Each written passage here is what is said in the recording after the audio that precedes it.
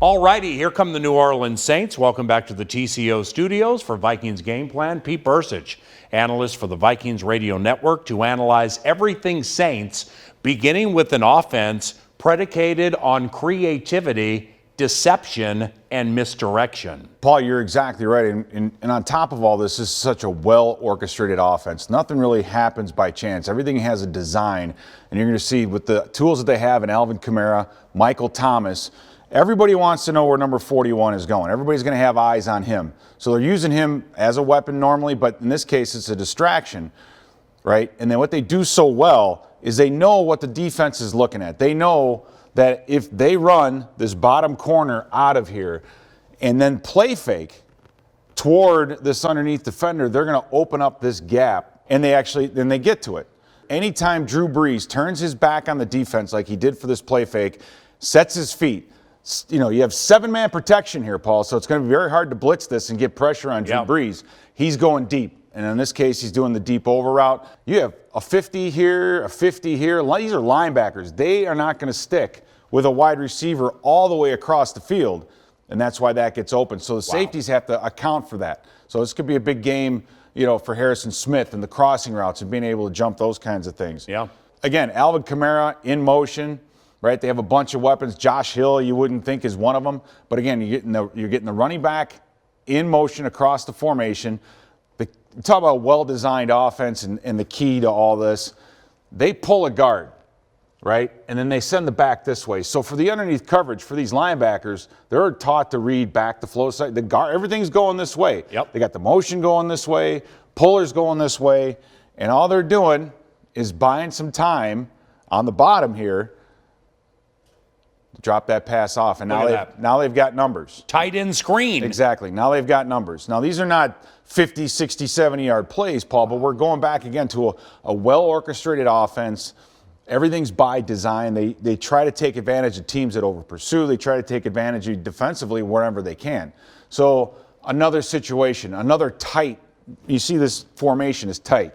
There's nobody outside of these two lines. That means they're trying to get to the outside, usually somewhere, send someone on a shallow crossing route. They're going to try to get some type of underneath action going. Another good play fake, right? Brees turns his back on the defense, and they just let Kamara leak his way out. But when you get to the screen game, Paul, this is like special teams. This is like defending a punt. And you have to have somebody to keep this thing inside and turn it back into your pursuit. You see all the purple jerseys are here. That guy on the outside does a very nice job of working his way back, making Kamara cut back into the pursuit, and you're able to limit the amount of the gain. So it's good, disciplined defense, and that's what we have to see. Again, now you finally see somebody outside, but it's a tight end. He's somebody outside wide. So it's, again, them playing kind of the cat and mouse game. Reduced formation up top. Probably going to get a crosser by Thomas, the speedy guy across underneath. Baltimore comes with the blitz. They actually get there, but a defensive end knows if you have the blitz coming up inside, these guys here have to get themselves outside and let the quarterback run to you. Keeping contained. Exactly, keeping contained. And you see the defensive end, 69, he gets caught up with the tackle. That allows Brees just to run enough to get somebody open across. Now, they saw the wheel route coming here. They pass it off nicely, but he's running with it, so you lose your flat defender. And now the safety has to make up for it. But Brees is able, even under duress, being chased out of the pocket, to make good decisions. So, how do you stress that guy out? It's very, very difficult to do. Now, defensively, Willie Snead, the former Saint. I think Baltimore did a very, very nice job of taking advantage of angles.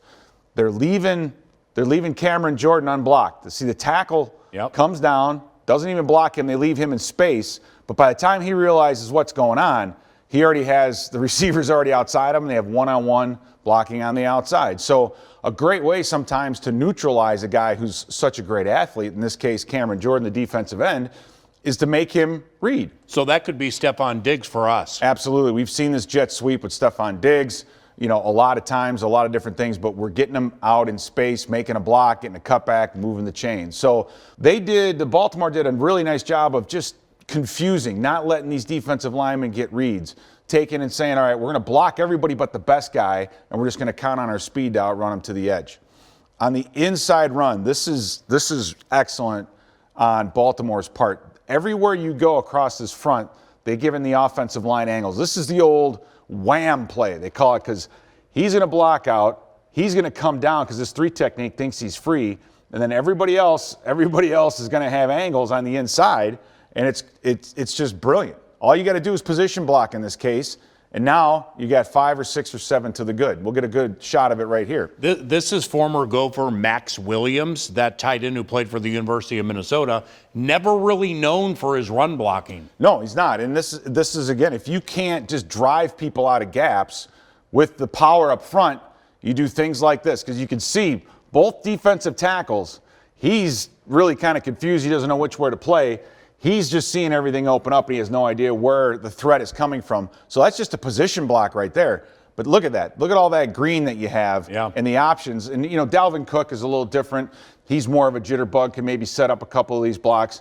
But, we're looking more for just downhill. Just get downhill. Like Latavius. Latavius, exactly right. In this case right here, Latavius could take this to the second level, add another 5 or 6 yards at the end of it. So our second example is, if you're a defender, this all looks the same. The same kind of motion, same kind, but the front is blocking this completely differently. They're walling on the outside, kicking out. Now they're letting the tight end bend himself all the way back to Cameron Jordan. And now the running back, as you see, because the defender jumps himself way out in the flat, you've got some room to run. So it's another great example of Baltimore really doing a nice job. And what they know is they know when Cameron Jordan is lined up to this nose tackle, they know exactly what Cameron Jordan's responsibility is going to be, that he's going to have to collapse down and come inside of this tight end. This tackle down blocks, then he's going to try to spill anything like a counter, so they just wall him in, and now you've got yourself a great angle to the outside. So Baltimore, you got to tip the cap to them. They did a really nice job of taking advantage of knowing where these Saints defensive linemen are going to line up, what their responsibilities are, and then just position block them. So by no means did they mash them off the ball to run it.